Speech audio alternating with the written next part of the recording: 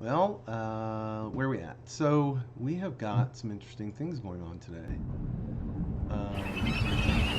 We have AI across the board now. We do have one suspended shark that we turn the AI off on, but we've got snow effects. We got Oh, nice. the snow. We've got choppy water that can be programmed, and if you look up, we've got variable sky now with clouds, gaps in the weather, sun peeking through. Let me announce this. And most importantly, though, and we still have our air sharks for visibility. And watch this. If I simply jump and collide with said shark, we get all that beautiful text over there. Wait, are you streaming? I'm streaming. Yeah, you're streaming right now, not It's a not Aeon stream, which one is it? It's on Walrus Game Studio. Oh, gotcha. Let me just cut out for a second. I'm gonna actually turn down the desktop audio. Those birds are very loud. But we've got snow, we've got variable weather. I don't know if you can hear every once in a while in the background, but I turned the thunder and lightning on. So we have thunder and lightning. We've got clouds and sky and snow. I can even turn on rain now, rain effects. It's not obvious, but the snow is actually sticking to the ice for just a brief period. And if I actually control like the waves in the water. Yeah, we can control the waves, the water, how stormy or choppy it is. We control the environment. We control the weather. We control the sun, the daylight, nighttime, the frequency thereof. We control all of it now. The AI is across the board. It turned into a little bit more of a complicated matter than simply dropping an actor component in. It's really weird. The actor component didn't want to initialize on the when the shark or the bird or whatever it is created. So you kind of had to got to do it on its own. So the blueprint will create the AI and then tee it up right when the object's created. But there it is, man. That's it. Now, when I get close to this shark's mouth, and just the mouth, it's going to nibble on me, and you'll see a bunch of multicolored text. See that text going through there? While it's nibbling, that means it's nibbling on me. So it's like you're talking about in the top. Yeah, top left corner. Okay. Yeah, especially the pink and the blue. The dark blue and the pink means it's the shark saying, "Hey, I got him." Whereas the light blue is just me running into things. So not only that munching is all collision based. What's that? The munching reaction is all part of it's collision based. That's when you stop it. Yeah, it's collision based. It's on over. Is it just this front, or if you like? No, just the front. I made it just the mouth because. Wider for his mouth. Yep, you gotta be lined up to the mouth because the point is if he rams you with his tail or something, that's okay. Yeah, that could hurt, but that's not where the action's at. So there you go. See him nibbling away. But I also put in walrus detection, so like the walrus can know when he hits something, right? Just for whatever reason. I don't know why yet, but it looks like all the AI stuff's working now. They path back and forth between way over there and way over here.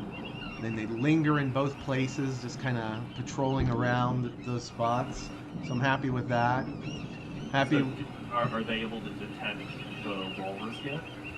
That is the very next thing that we're going to build in, is the detect the walrus.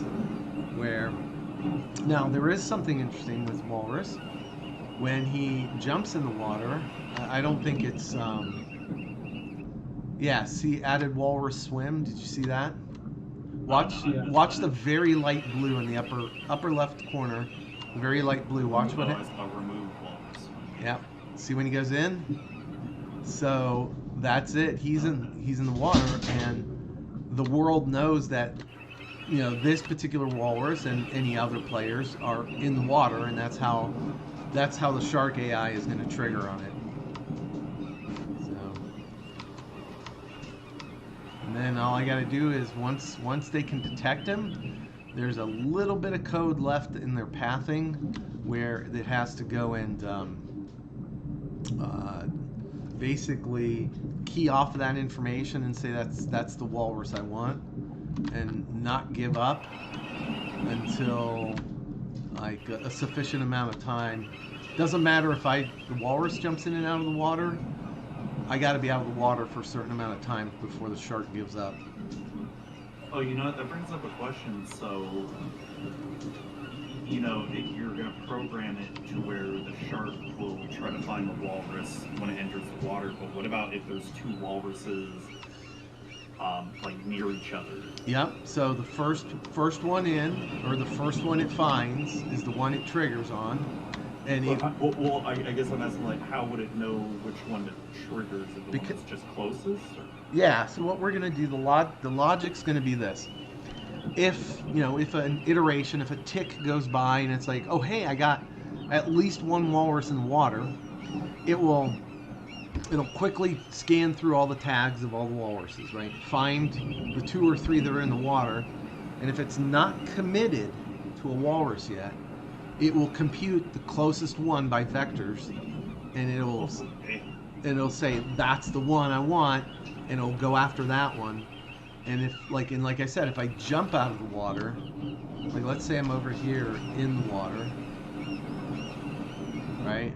And I jump out of the water, that doesn't count, even though it marks me that I've gone out of the water. The real timer is on the shark. The shark AI will be like, I'm gonna keep going after him, even if I'm stuck under the ice trying to get to him, until X amount of time goes by, and then I'll give up on him. And then, if I find somebody else in the water, I'll compute the distance and I'll head towards them. So that's how it's gonna work.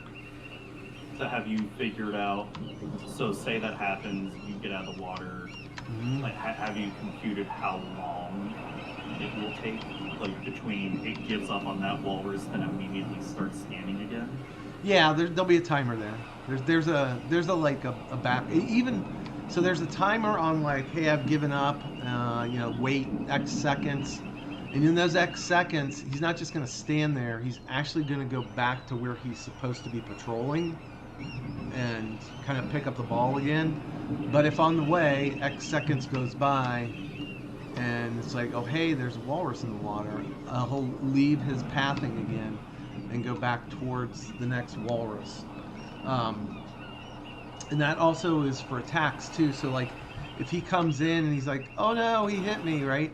The shark will actually do what sharks normally do, which is he's going to back off for Y seconds on the attack loop and build his aim up again and try and get another vector on you. So he's not just going to sit there sitting in one place chomping on you.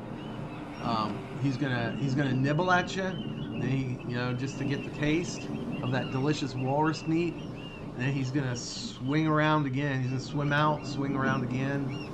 And right now, unless playtesting says otherwise, I figured we'd go for like 3 hits and you're dead. So it's not like the battle's gonna go on forever. So that's. Yeah, and then we also have plans for like the other players to figure out ways to push the walruses off. Oh yeah, that's player actions next. So I think what I want to do is just kind of wrap up the AI piece with the detection and then the give up logic and the I bid him logic, and then of course the removal of Walrus from game over, and then I'm gonna reprogram this wall of sharks here. But I did introduce over here by this big rock, going all the way across to the other big rock. There's an invisible wall. So, You could put the orca there, like making sure people don't drop it. we could. Actually that's what the shark wall there is for too. Yeah. I mean, they're all there to make sure that you don't do bad things. So I put a gap between the sharks and the invisible wall. Hopefully you die before you hit the wall, but I can't imagine you're gonna spend too much time on that wall. But yeah, the orcas are good. The orcas are another AI that's gonna be in here. Is there any plans on? Actually, two questions for you, Dante. Yep. One, is there so how it kind of looks murky in the water? Yep. And all that, is that gonna be final, or are we gonna be clearing that up? Oh, we can totally adjust that. So I'm just curious because it's yeah, let's go ahead and play with the water. is that hard to do or no? Well, I guess oh what is it? What view distance or something? Like how much view distance are we even wanting? Because do we want the players to see how close the sharks are, or have it be more of a surprise? We can play test that and see how scary it is. Okay. What you can see coming at you. Like so, for instance, in the ocean, right? There's waves, right? So the Gerstner waves, the global waves, you can change those. So like if you said, hey, let's just make them 4, you're gonna get a much calmer ocean now, right? And you can change that's cool. the speed and you can change the choppiness. You can change all these things. So like if you really want to have some fun, right? You could change then the choppiness to like. It's really weird when you start playing with them. You create these kind of weird different effects. So I forget what it was at 1.5. So, but you can also change the amplitude. Right, so there's your. So now you see there's like bigger waves on inside the smaller waves, kind of thing. Oh wow. Right. Oh, that looks crazy now. Right. I mean that's some serious stuff going on there. So was it global 0.7? So I mean you see you can do all kinds of really interesting things with just like kind of the water. Now, as far as the murkiness goes, and even the reflectivity on the top, you can change that. So, if you come over here and you come down here to, like God rays, right? You can totally clear it out. But I don't like that. Right, but you can change the fog. So there's enable fog, right? So okay. And you can say 0.4. So it changed it slightly, but not tons. But you can even change like the scatter colors, the alpha, and the absorption. All of it really is like. Oh, okay. So it's like way more involved than I thought it was gonna be. Yeah. Like see how just that teeny tiny little number made it more Caribbean like versus that versus like. Wow. Just changing it to like 0.0001 to ooh damn. Yeah. Right. So it's okay. It's pretty interesting what you can do. So we can mess with it then. Okay, I was just curious. Yeah, and look, under storm, here's the other thing too, right? We still need to write the weather AI and the, so which is going to combine both the sky, the sky dynamic and the day dynamic with, the wave dynamics, and so that'll all be very interesting to craft that. But we can come up with patterns, like if it's quote unquote heavy snow, then we can change the color of the water. We can play with the watercolors and all that. So all these variables, man, completely at our disposal. Completely randomize the weather. I mean, and that was one of the original goals, is completely randomizing the weather too. So and That's cool. honestly, right now I feel like we're a little bit downhill now. Finally, like, got the collision. I'm able to detect that stuff. Learned a lot in the process today of getting that nailed down, and then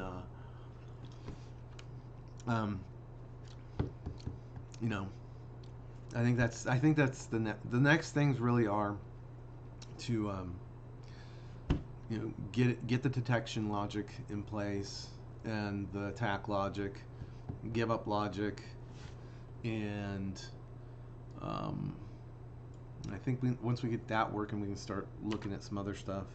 Then we can work on player hit points, which will be able to the reduction of ice and all that. Reduction.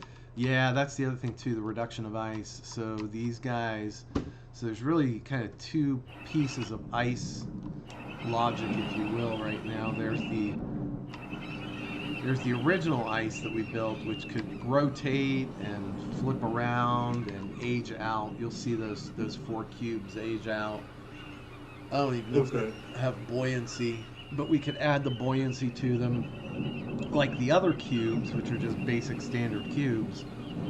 So see how they aged out? So we could combine the both.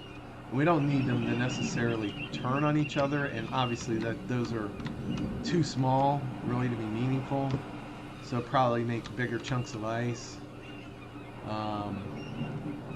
God, that doesn't look good with that shark just hanging upside down, doesn't it?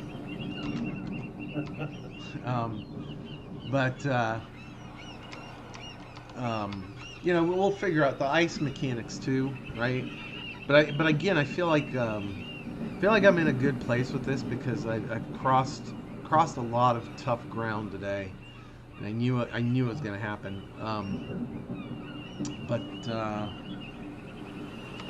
My other question. So that ship in the background. Yeah. Are we ever gonna be able to go inside it, or is it just decoration? That's basically just decoration. I worked very hard to make sure that you couldn't jump up into it,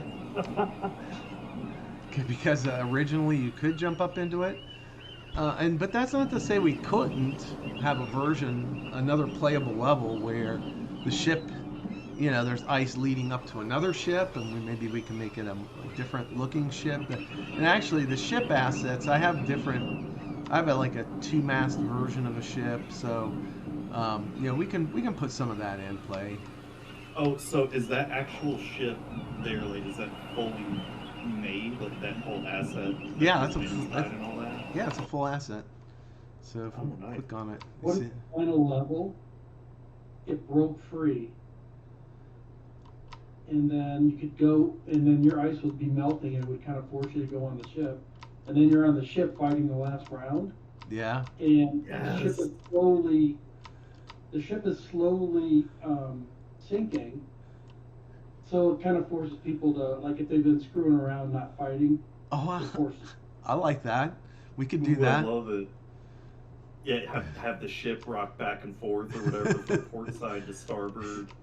And have it, go forward and back. And, I love that. And of course, slowly start sinking, right? Yeah. Oh, this is where I moved all that ice. I was wondering where all my ice went. This is more of that flippy, the flippy ice. So, yeah, man. What do you guys think? It's coming. I'm not looking for kudos here. I just think it's coming along. Yeah. Is this Oceanology 6 or is this 5? This is Oceanology 5. So yeah, if anybody's watching us right now, it is Oceanology 5. We are not going to upgrade to 6 for a little bit. I want to get some of the other pieces built rather than stay on the upgrade grind. What is it for us? Do you know? See, that's just it. I don't know that I saw anything dramatic. Like, I Yeah. think that, it's pretty damn good right now. I mean, I know they're always trying to add things to it.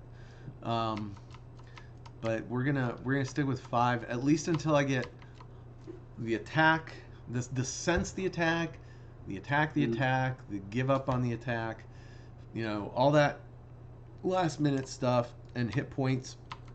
Once I grind through that, then we can focus on like player actions and put the killer whales in.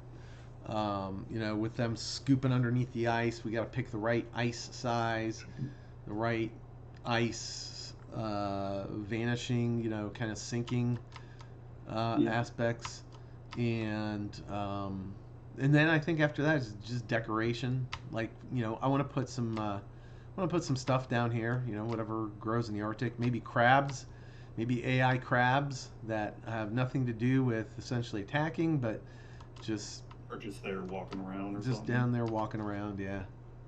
So, um, but that's kind of where we're It, at. you know, th- that'll be the fun part. Like all the, I don't know. I find that the fun part, the decorating of the, Yeah. the land, and especially underwater too.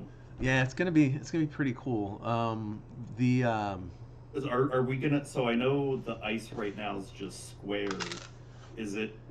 Is that like the final look, or is it going to be more of like a it carved out piece of ice? can be anything we want, carved out piece. Okay.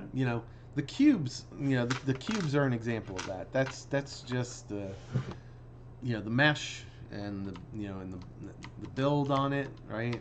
It's just they are a blueprint object, but they're just that, man. It's just an object. We can make any object we want.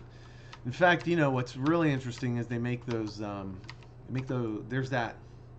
If you go to like Lowe's or something or Home Depot, there's a really weirdly shaped like paver, and it's all at weird angles, but you can fit them, like if you get 10 of them, they all fit together and form like they can snap together. So we could maybe even come up with something like that where there's a bunch of weird shaped objects that snap together to form square but slowly fall apart.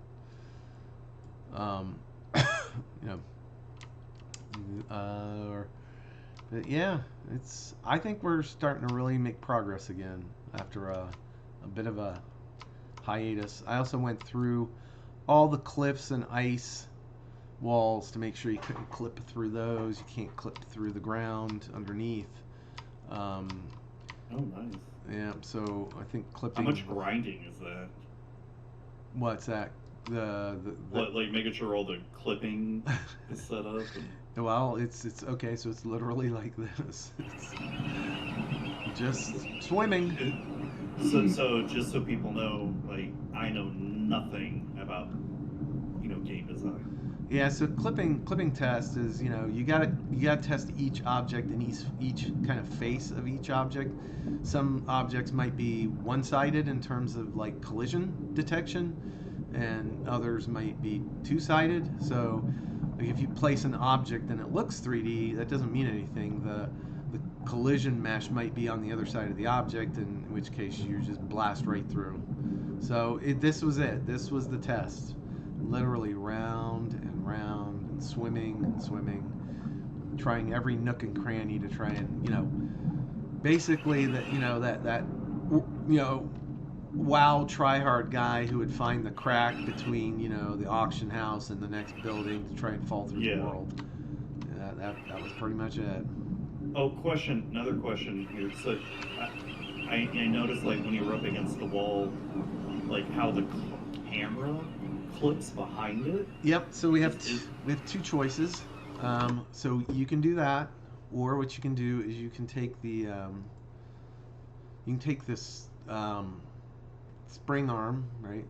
And what you can do, I think it's either the spring arm or the camera. One of the two. I think it's the spring arm. And you can do collision test. All right. So now what happens? This is real easy. Watch this. If I'm on the ice, right? I'm on the ice, and I do a collision test. You see how I go into the walrus? Like it doesn't go below the ice, right? And if I'm on the other side of that, right, the spring arm's like, the camera's between me and the shark, right? I see, okay. Okay, and if we come over here, like the world, I won't be able to clip down through the world. You see that? So in some sense, spring arm's good, right? It's I turned it off for testing purposes, but you see, you can't see behind. So I think okay, cool. I think ultimately we leave the spring arm on to do collision testing, but while I'm doing stuff right now, I just don't want that. That makes sense. Okay. No, I was just curious because it's as easy as just clicking the button. Yep, easy as that. Let's see if we can play with the weather a little bit too.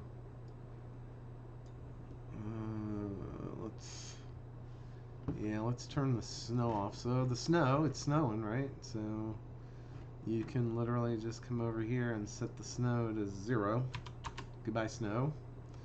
You can make it foggy out. Check that out, huh? Ooh, okay. Kind of spooky day. So now when you change that kind of fog, does that affect the underwater too, or no? I'm gonna say probably not, but let's go ahead and find out.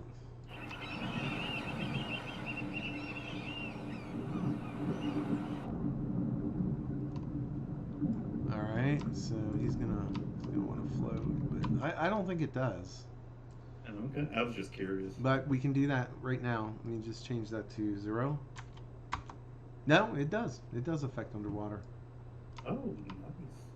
So that's probably not a good thing, but I think it's just something we're gonna deal with, because just because. Yeah, I see the wind intensity too. Oh yeah. So with the wind intensity, does that affect the waves, or is I No. know the waves have its own separate thing. They're independent of each other. Okay. So what it affects is, like, so for instance, if I turn snow on again, Oh, it would affect snow and rain, right? it affects the snow and the rain. So you see how it's going okay. sideways now? And if we turn the wind intensity down to like 1, 2, kind of a thing. Oh, okay, okay. You can have rain and snow at the same time. You can have thunder and lightning at the same time. I'm not sure why it's not doing it, but you do get thunder and lightning. Dust, we could put dust in the air. See that? Well, it is supposed to be like what, global warming and all that. Yeah. So you know. So we can do that, and yeah, it's a dust storm in the Arctic. It's kind of cool. You can use random. So literally, you can just click this and let it do all the randomizing. And you just put in all your weather probabilities, spring, snow, blizzard, all that stuff. So really, honestly, at the end of the day, it already comes with its own built-in AI. We don't even have to mess with that. Oh, and you can just, so all those things you just configure, like the probability of how much you want to see snow versus rain. It'll take care of itself. Oh, that's cool. It'll change the season and all that. So, but if the lightning is I gotta figure out all the lightning stuff, but I know I had it working at one point in time, and you could actually see the lightning flashes off in the distance here, and you could hear the thunder. So, you know, it was kind of fun. I don't know why it's not going off.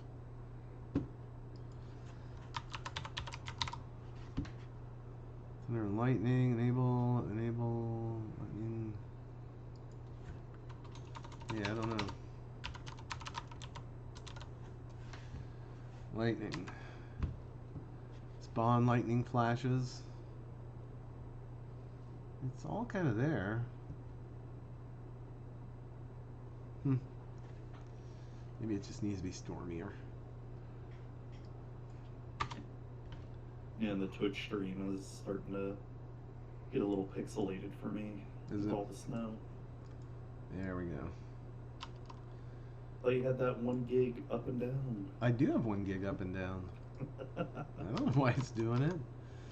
Maybe I need a 4090 house heater. I wonder. I mean, you might have to, because you're using OBS Studio, right? Yeah, I'm using it at the same time. I wonder if there's any like default settings on OBS Studio you may have to mess with. So, all in all, boop, all day. I spent 2/3 of the day just working on that little bit right there.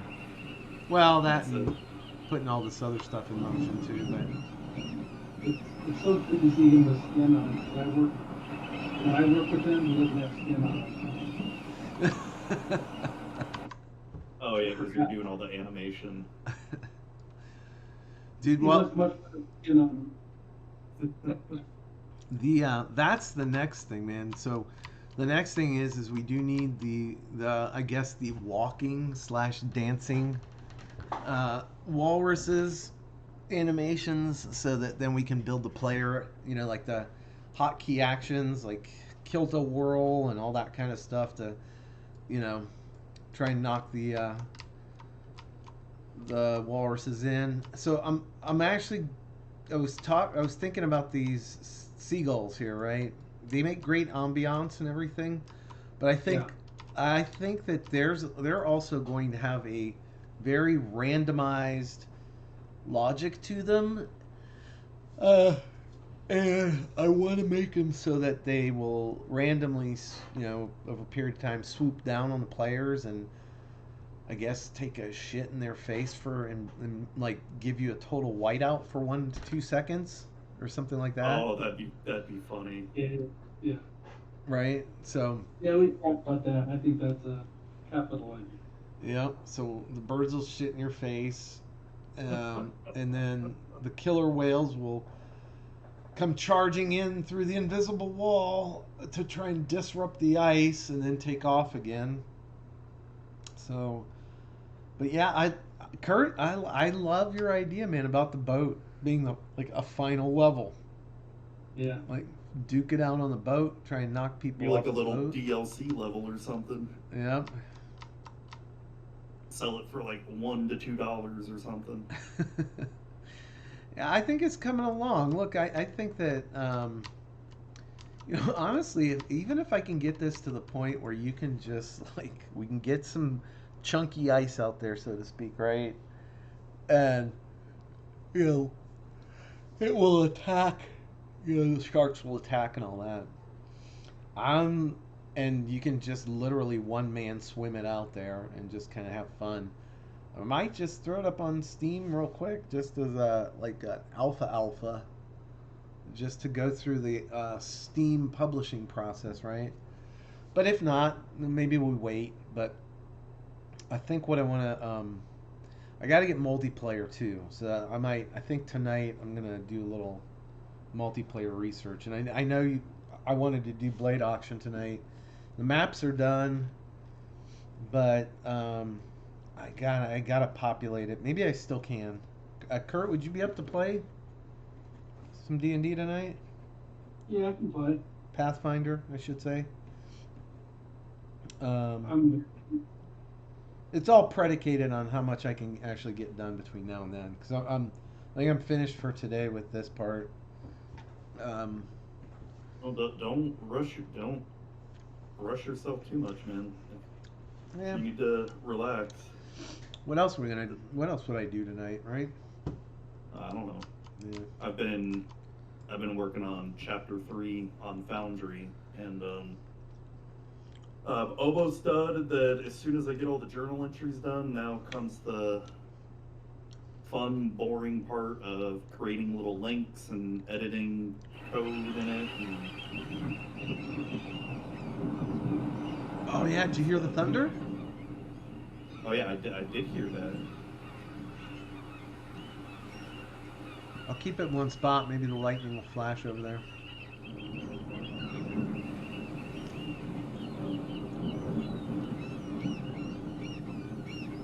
Yeah, I can hear it.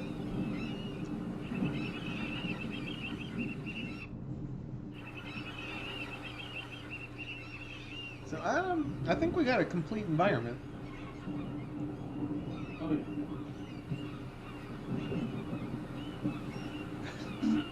Crap. Well, let me ask you this for the different Walrus players. And I know this is going to get to the part where maybe we're nearing completion when it's ready for alpha, beta, and all that. But have we given any thought to like how to differ between the players? Like, are there maybe like different colored walruses or something? Or I got an idea. okay. Don't, Kurt. I know. I plead ignorance on Scottish attire, but do you think it'd be? Do they have like hats, like tartan hats or anything like that? Absolutely. Okay, I say every walrus gets its unique tartan hat, Okay. and it doesn't have to be part of the model. Like we can put the hat on top of like this existing walrus, right? It's just a separate object we slap on them at the end. But that's kind of what I'm thinking. A separate object is Well, and I only ask because there's dumb people like me that will get confused as to which walrus I am, like in the heat of battle and all that. Oh yeah, no, right, I get it. So I figure we just put different little tartan hats on them Ah, that'd be cute. in our homage to Scotland, right? I guess that would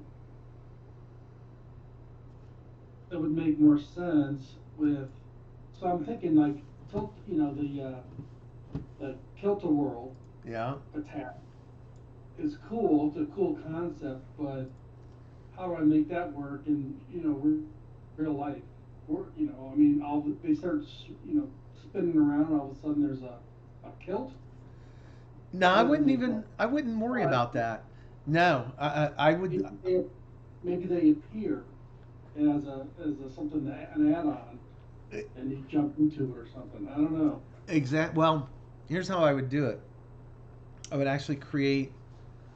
There's one of two ways we can pull this off. One, we could do particle effects. So the walrus essentially just does a pirouette like an ice skater, kind of real fast. We can just quickly throw some particle effects out there that kind of push outward. Yeah. Is it magic? It could be. You never know. It could be magic, or you can make the particles substantial, right? Yeah. I mean, I was thinking particle effects is the easiest way to go there, but I was like, what is it then? Is it just imagination? Is it magic? What are those particle effects? In Well, fact, imagination. I mean, yeah. I mean, that was the question I was asking. yeah, I think it's. Look, I think let the player fill in the blank sometimes, right? I don't know. Yeah. Not everything has to be explainable, right? No, I mean that's true. And I mean, you're right. It's a battle royale of walruses to see who's the last walrus standing. Right. Right. I mean, there's a lot of letting go of reality here. Like birds typically aren't going to swoop down and shit in the face of a walrus, right? At least not on purpose. That's true. Little. The only truth in here is a big shark attacking a walrus. Yeah, I mean That's really the only thing. I get you. Yeah, and that's only because we got a kill off the players, right? I mean, otherwise, Right. I mean, what was the original design? You fall in the water 3 times, and that was a little too easy, a little too Fall Guys, right? That's Yeah. simplistic, man. Hey, look, there's a chance you could fall in the water and totally come right out and never get hit, right? You could fall in Yeah. the water 10 times and survive. But again, probably not. And that's the thing. I mean, if you wanna always fight over by the ramp, so it's easy to get on, that's strategy. So maybe Oh, the you wanna, one person comes over to the other side and invites the other player. Okay, we're gonna fight on the hard side. Are you man up? Are you gonna man up and come over here and fight, or are you gonna sit over there and not fight and invite the orcas to come with their displeasure? That's a good idea. I never thought man up. And maybe Oh yeah, and think about it too. Like when we start releasing this to other players, they're gonna come up with strategies and ideas that we've never even thought of too. all right. So Yeah. quick note, the ramp is just a dev feature. I wasn't actually going to keep it. But now you've brought something up good, Kurt, like actions. So actions have cooldowns, like, if you want to call them recharges, whatever. Yeah. We could make different parts of the ice further away from the ramp faster recharge, right? So, like, you go battle it out on the hard part, and you can do more things per minute, versus if you're Yeah. hanging out in the easy spot, and maybe life ain't so good for you over there.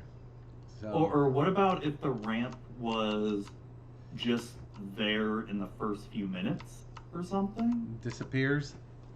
and then disappears? Like how? I'd be curious how that would be, right? Because like, We gotta let them back up on the ice though somehow. I don't Well, think they can. Actually, you Can you? can Water? you can jump. Watch, I can jump back on the ice. See, here's me swimming, jump. It's not impossible to jump on the ice. Okay. All right, fair enough. just the ramp is sort of like in easy mode for players, Yeah, like who may not be as skilled at swimming and jumping. yeah. That's the ramp is basically just that. It's the developer lazy, and and to boot, he didn't have the jump. He didn't have the jump feature built yet when he put the ramp there, so he had to get That back makes on the ice somehow. So maybe we don't need it at all. Then. Nah, you technically don't need it. So could see, well, so are you able to make it to where? I guess so. Let's say, because I know that first piece of ice isn't really moving with the waves, but the others are.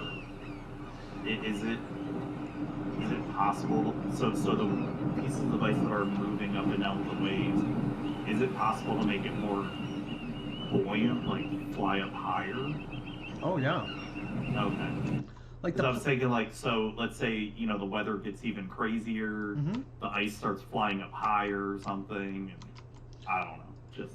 Yeah, look, there's nothing that's extraordinary about this chunk of white cube, right? Except that it has this ocean physics attached to it. If I put ocean physics on this thing, watch what happens. Oh no, Lord. I think it would be absolutely cool to have a ramp and have the ice high enough so you can't normally jump up there. Uh-huh. But if the water effect is just right, you can like fly up a wave and like get on back on the ice. That would be pretty cool. That would be pretty cool. All right, so here you go. Here's your.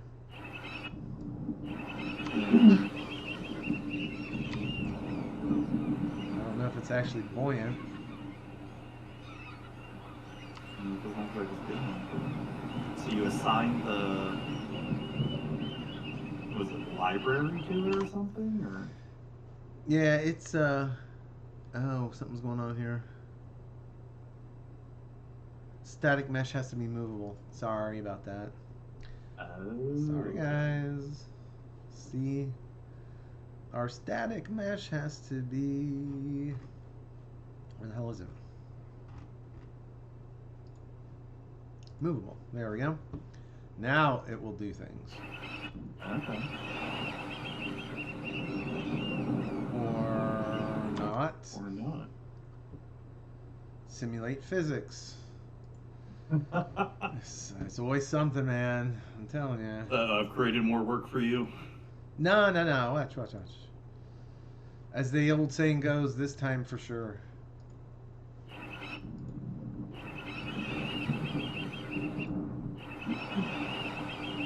It does seem to be moving, maybe?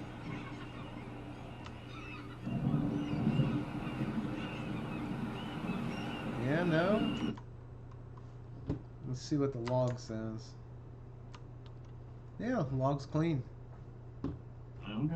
Maybe because it's just so big, it's a little bit. Yeah, there's a Harder to move, or- there's a bigness to it. But if we if we play with the ocean, right? It's gonna make the waves insane. Yeah, basically. Where are they at here? So like what? 12. And the global amplitude 2. Oh, jeez. Look at that. Look at those waves. They're basically starting underwater. I don't know. Is it bouncing? I think. It doesn't.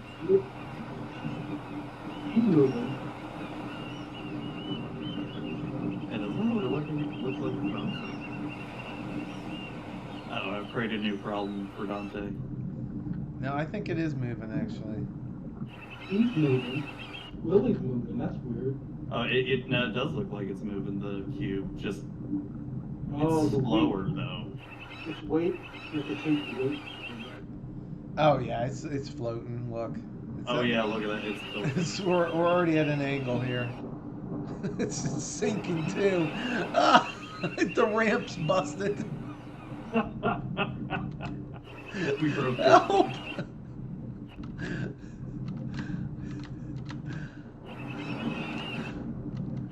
Yeah, this was beast death right here, basically.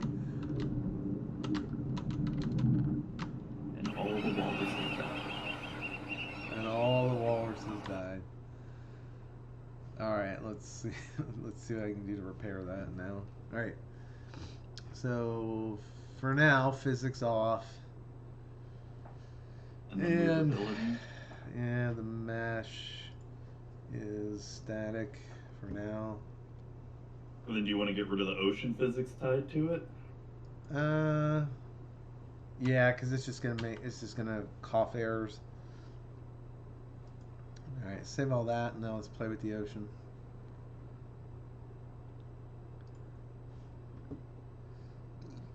All right, oceanology. Where are we at? I think we said 6, and it was 0.7. There we go. But, I mean, see how freaking, I mean, that's crazy, right? The weather, the waves come stroking in. Oh, right.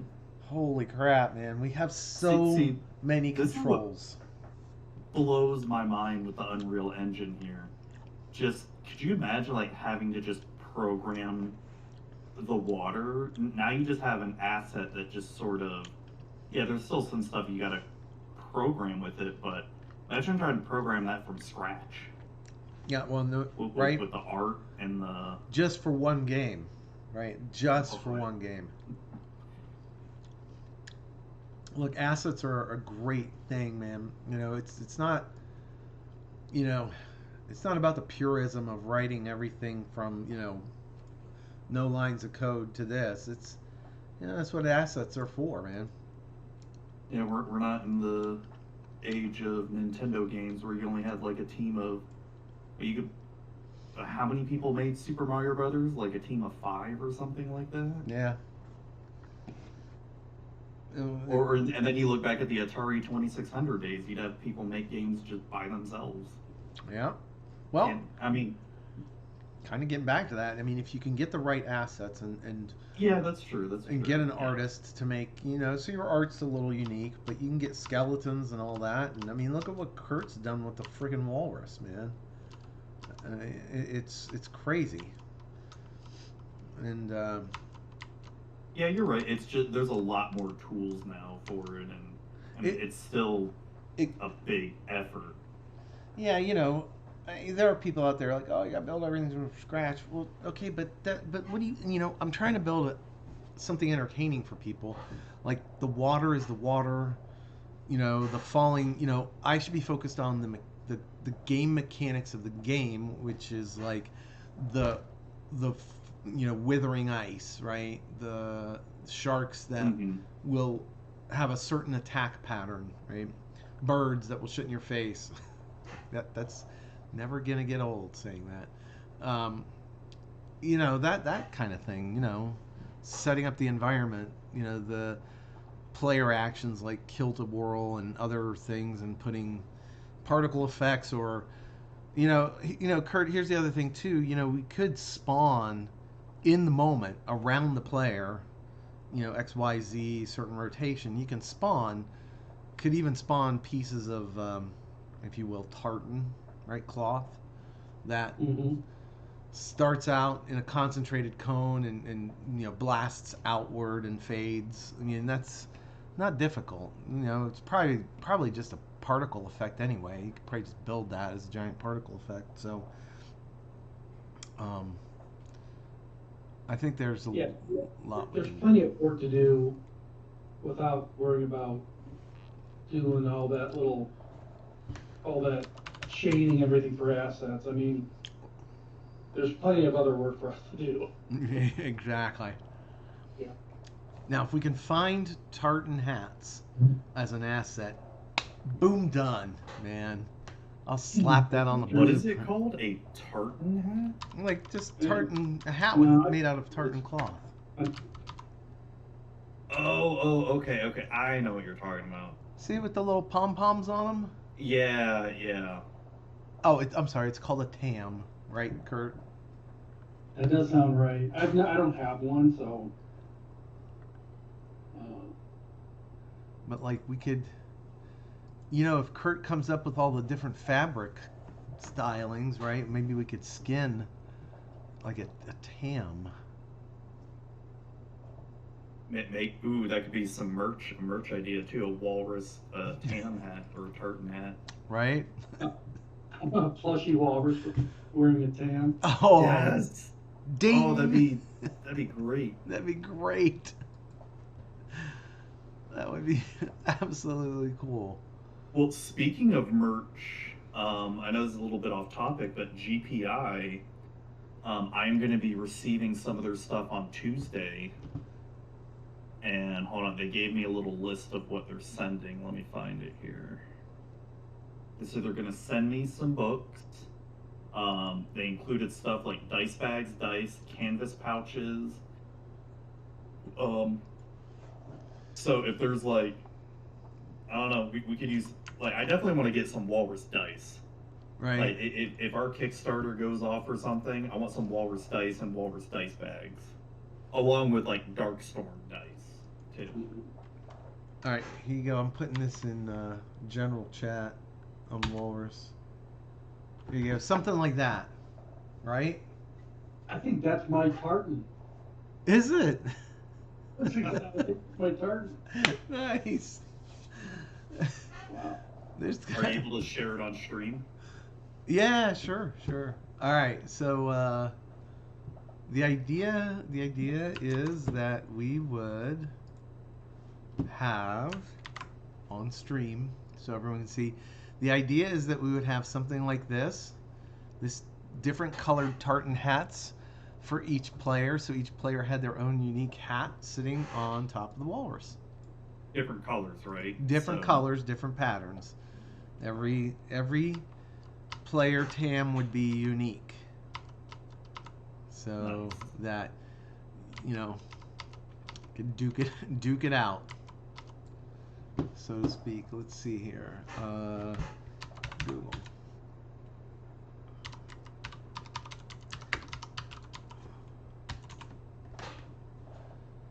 Man, it's coming a long way. I like it. And it's not unheard of to see a walrus on the Scottish Isles. So there, ha. To doubters.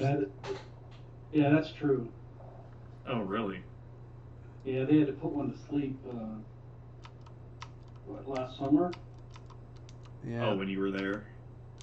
No, it was on the news. It was a female that was wrecking small boats by getting on top of them to rest. Oh, dang. She destroyed like 5 boats. Poor walrus.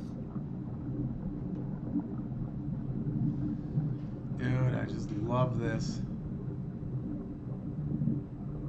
It's coming along. It looks good. I can't wait to see you start decorating the ocean floor. And Yeah, I might do that in between the hard tasks.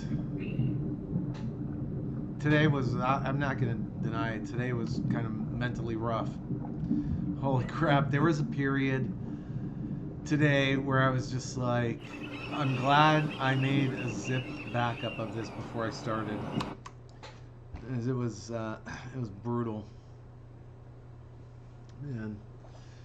so do you feel like this was some of the hardest stuff Yeah, that you did today? you bet. And you know, with my ignorance of game dev, like what about it was exactly hard? Okay, I can tell you right now. So, normally, if you look normally at things, right, you could say, hey, you know, there's a way to put actor components into an actor. The sharks are just actors, and we created the AI is an actor component. So I guess I can drag this on screen a little bit. So to all you devs out there, this is what I encountered. It's an actor component. Now it's C++, but it still just compiles as an actor component. And what you do is on your blueprint, and we're just going to go ahead and open up the Walrus blueprint. Or I'm sorry, not I don't want the walrus, I want the shark. We'll hit the shark blueprint, and we'll go to ignore. Right here, let me just put the viewport on so I don't spill the beans yet.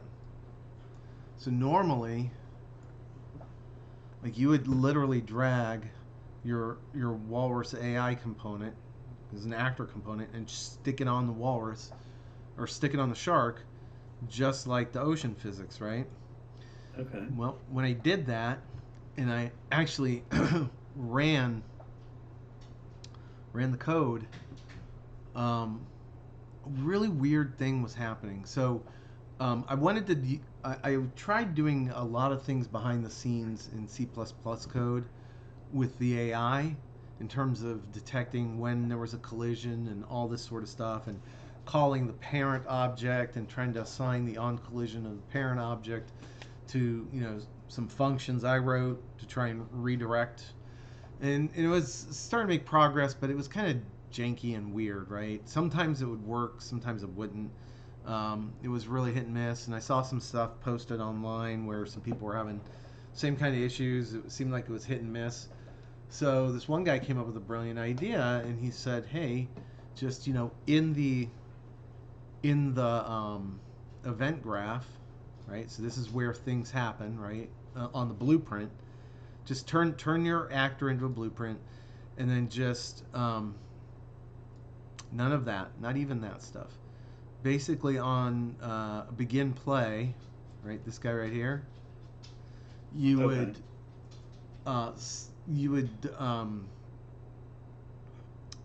assign the on component begin overlap to this object here, right? So like if the component actually were here, you would just simply on begin overlap, you just simply assign it to the UI, just like that. But it's one-to-one, and this is the UI. This was the Walrus AI object. Sorry, not UI. Walrus AI object. But it was really weird. Like, you could wire everything up, but nothing would work. And so I threw this is valid in there, and I was watching the events trigger as I was playing it, and the events would trigger, but is valid was constantly saying that this thing right here, this Walrus AI that was attached to the actor, was null, was nothing. But the weirdest thing was the AI was working. It would direct the shark. Like, it was the weirdest effing thing. Like, none of the blueprint code would work, and the blueprint code says that the Walrus AI that was attached, like at this level, at the blueprint level, was null, but the AI was actually working and controlling the shark. So I'm like, what the F? What the hell's going on here? So I had to take it. So I basically yanked the AI out, and I went over here to the constructor script, and I basically just said, listen, when you start up Mr. Blueprint, I want you to add Walrus AI to to the actor, and then I created this variable, this component variable right here called my AI, and it assigns the Walrus AI that it creates to my AI, so it gives it a reference. And then I went back over here and just used the my AI variable in place of the supposedly static Walrus AI component that was supposed to be part of the blueprint. So and I had to kind of jank it up, and then I had to introduce a few more variables where we tell it what data table to go get its instructions. And oh my gosh, man! Do you see what the final function I wrote? Kiss my ass. Kiss my ass is actually the startup that initializes the AI now. Because I got so pissed, I'm like, fuck it. Well, I don't blame you. So you basically had to figure this out yourself? Yeah, I kind of. It's not ideal. This is not what I wanted to do. Like, I don't want this part of the blueprint to exist, and I don't want this construction bit to exist either. But it's really weird. It seems like it's just a giant bug. The AI is there. If I put it in, the AI is there. I can program it, meaning, and by that what I mean is I can come over here and click on the object. It's not part of it now, but if it were, I could click on it, set all the variables up for that specific shark, and be done, like totally done. But when it came to the blueprint, it just didn't recognize it. It's just like, I have no idea what that thing is. It's just null. Weird. Yeah, so I just wired it up myself, and then what I'm going to do is at the actor level, anything I can't pass in from the data table, I'll just kind of put in here to initialize it. But otherwise, we're just going to find ways to essentially initialize the AI this way, right? Through Kiss My Ass. That's how we're going to initialize the AI and get it moving, doing what it's supposed to do. So nice. And then the component, this is the logic. It's actually, this is not really needed. That's just putting the pink text on screen, and that's not needed, and this really isn't needed. This one is. But what's going on is I'm minimally using the blueprint to catch when and this works much better. This works all the time versus the sporadic stuff I was getting in C++. This seems to work very healthily. And what happens is this guy, each blueprinted instance hits, it will call its my AI, it will call the AI code, and essentially hand everything off to the AI code as if it had been captured in C++. And then from C++, I'll be able to do all kinds of fun things, like quickly find who hit me, or who did I hit, and should I, interact with that object if it's the walrus, and is it in the water? So, I mean, tons and tons of C++ code behind the scenes. But I needed to get this to happen on the C++ code. And so that was it. The whole day was spent just trying to get the actor component to tell the AI that it had hit something, collided with something, and let the C++ code, which is going to execute much faster, wrangle out, is it a walrus? Is a walrus in the water? Decrement the walrus hit points, etc., etc., etc. So, Wow. yeah. Well, that sucks in the sense that we can't really reuse that. Reuse. No, well, this is the blueprint now. So Well, so like this is still generic. It's still generic, and I'll tell you why. Like each of these sharks that you see on the screen right now, and each one of the seagulls is based off of a blueprint, like a blueprint for that thing. So like all the sharks use this one blueprint.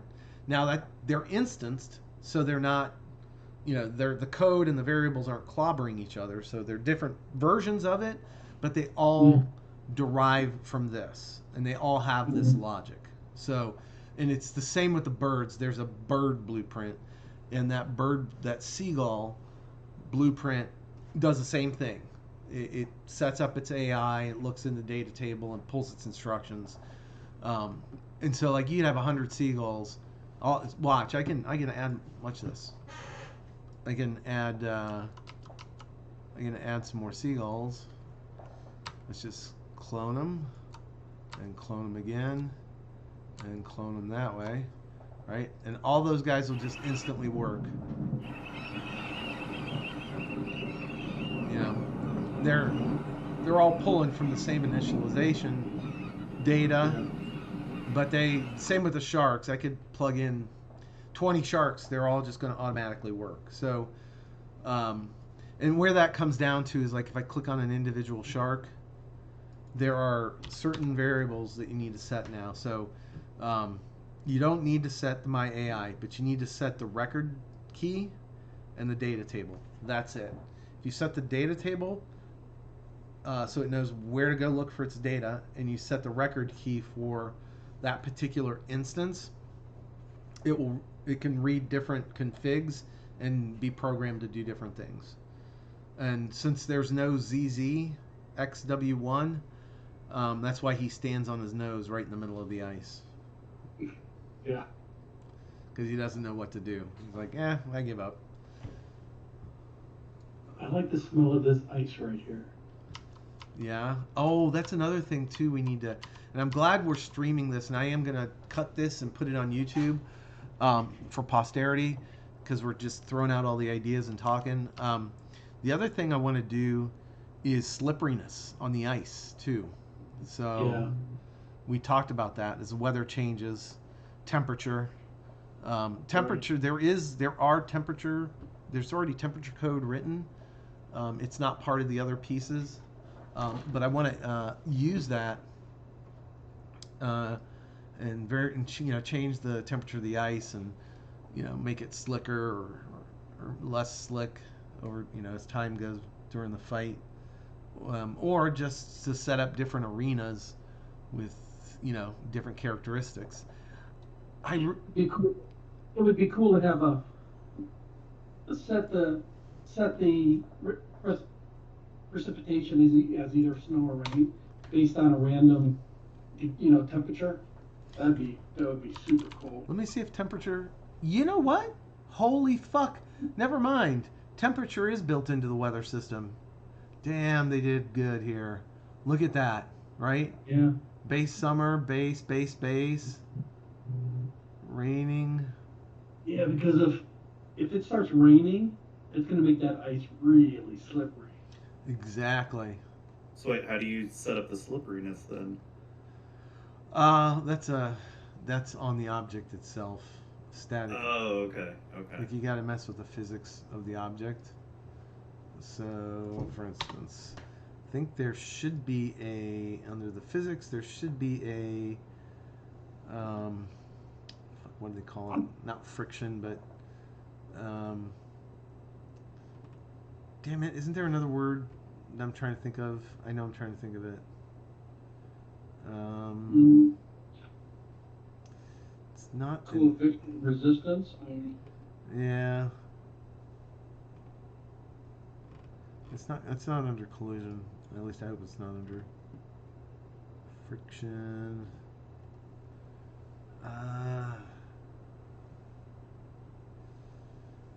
Hang on. Let me look it up real quick. Because that's a good point. And I do want to know. Unreal object friction. Is it positive?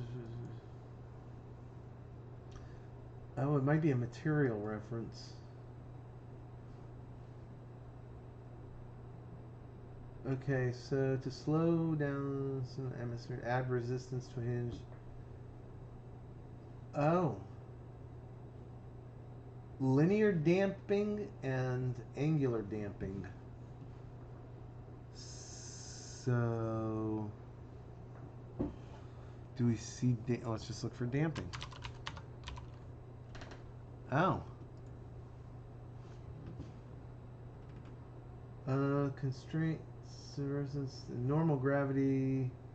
A linear damping value of 30 is enough to stop any single body actor from falling. Start of the simulation. I don't know. What happens if you make that 0? You just slide? One way to find out.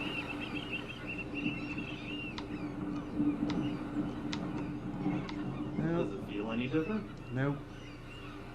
Oh, okay. Does not feel different. Okay, well that plays into it somehow.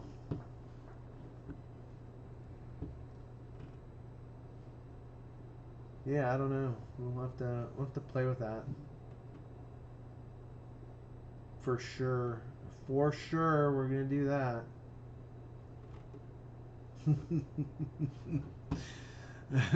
That will also be fun in and of itself. Oh yeah, especially when you start getting like the attack animations in and. Oh yeah. Imagine getting bumped and sliding more than you think. Yeah. Yeah. All right. So That'll be cool. it will be, won't it? I'm super excited about all this.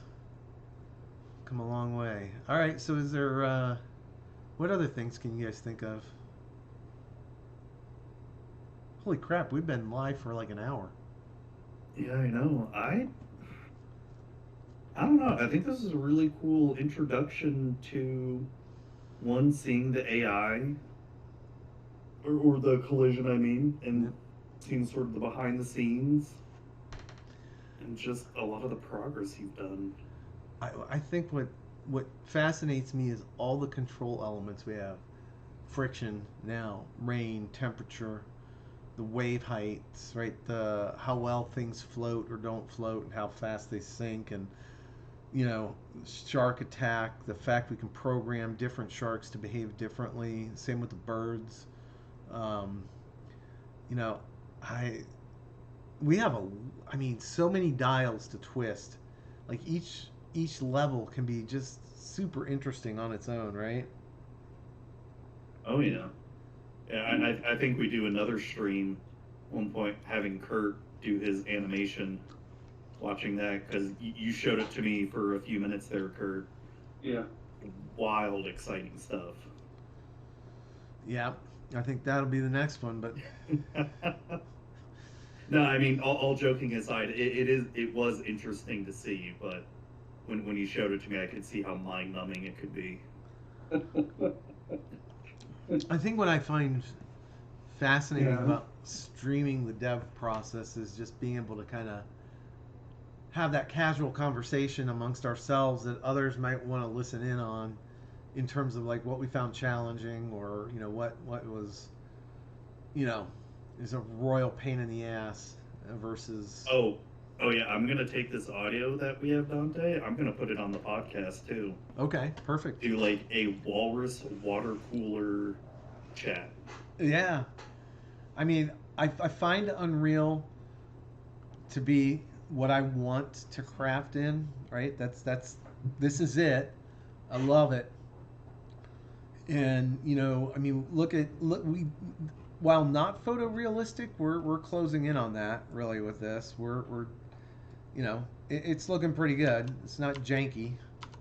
Um, and I think that's another thing that I like is that we've been able to kind of put something together that isn't like, and I'm not being critical.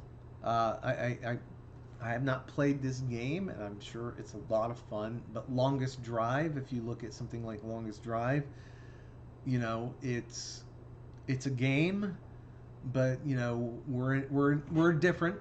We're in a different space from it, and I kind of like that. I like what we've been able to do with so few resources. Yes, it's taking us a long time, but I just the visual quality to me is important.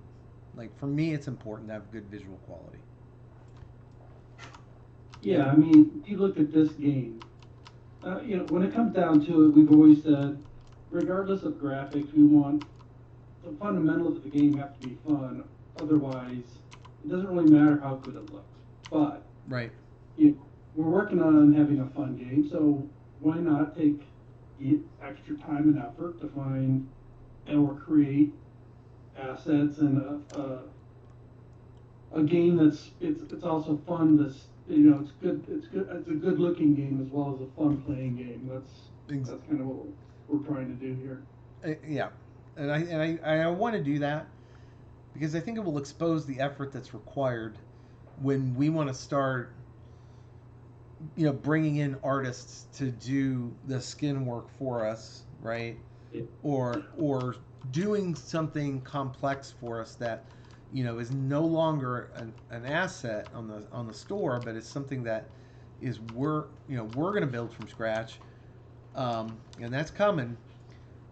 I think it tells us what, by going through these gyrations, I'm learning what it really takes, and it's not a small amount of work to do some of this stuff. So to those asset creators out there, kudos to you, man. Love you. Yeah, the person that created these assets is obviously really good at it. Yeah, he The is. stuff is top notch. Top notch. I mean, he did a good job with them. Just amazing, amazing. And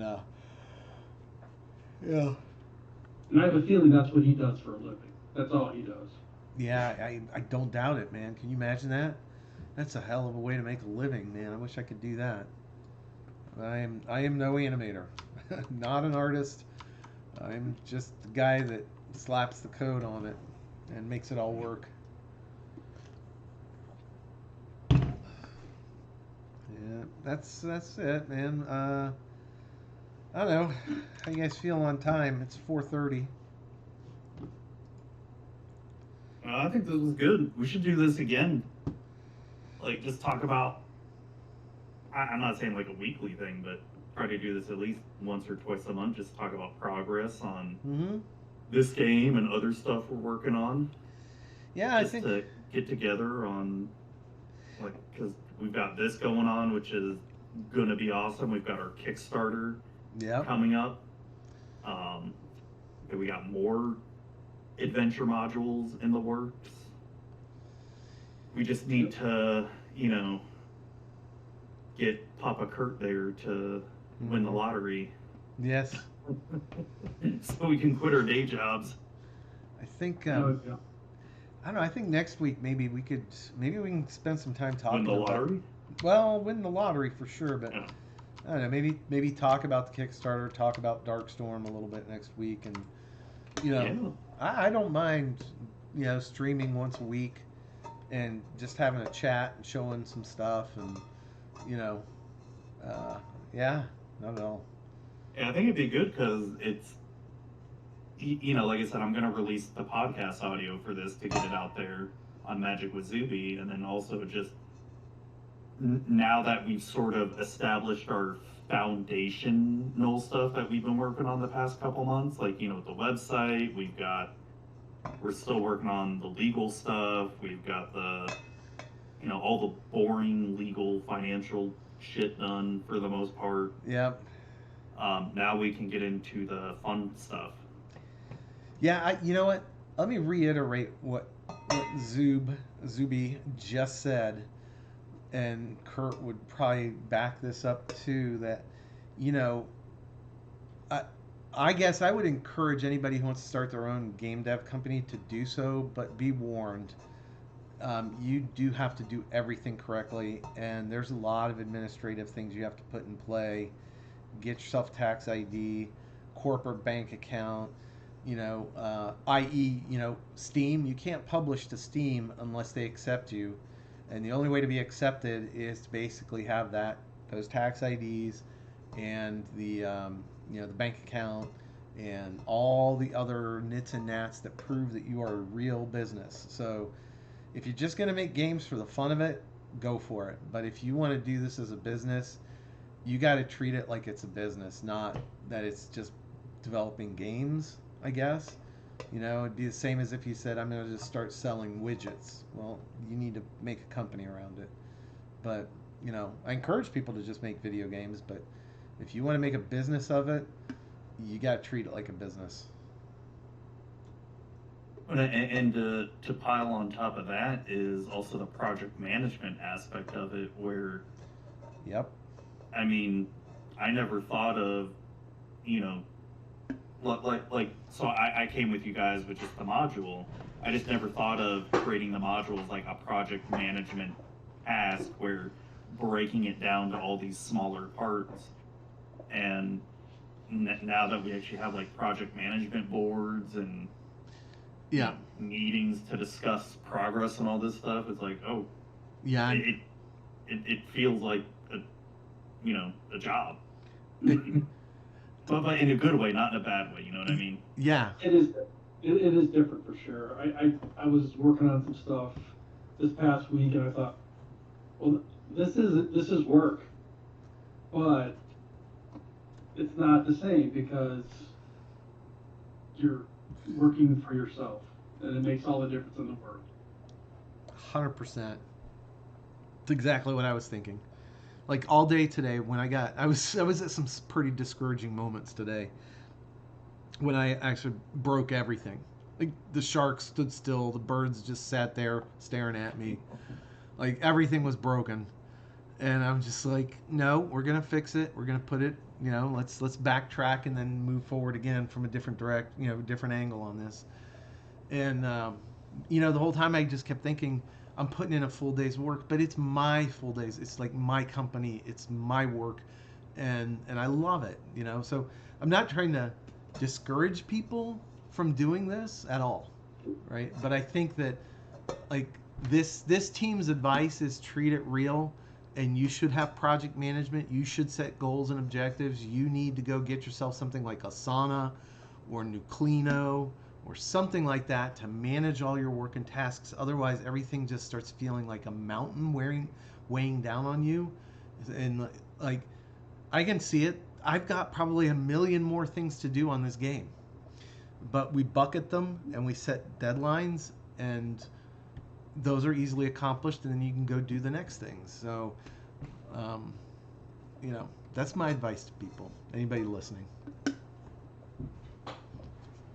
That's great. All right, I am.